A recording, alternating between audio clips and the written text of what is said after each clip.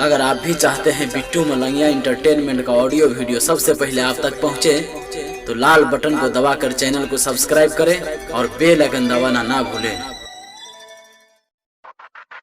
Presented by Malangya Recording Studio, Hajman Chowk। तोरा शादी में बजेबो हम डीजे, तोरा शादी में बजेबो हम डीजे। तोहर सैया सोमन तोहर गीजे, तोरा शादी में बजेबो हम डीजे।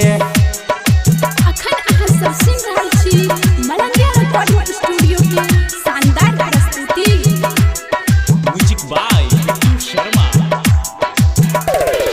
नहिरा से एतौ जब पलंगरी, नहिरा से एतौ जब पलंगरी। पसर के सुती है गे अपन टंगरी, पसर के सुती है गे अपन टंगरी। तोरा शादी में बजेबो हम डीजे। अखन अहाँ सब सुनि रहल छी मलंगिया रिकॉर्डिंग स्टूडियो के शानदार प्रस्तुति। Music by Bittu Sharma.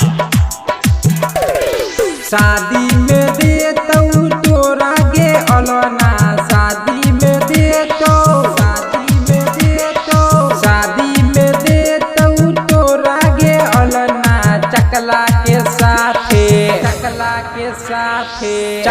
के साथे जे देतौ गे बेलना, चकला के साथे जे देतौ गे बेलना।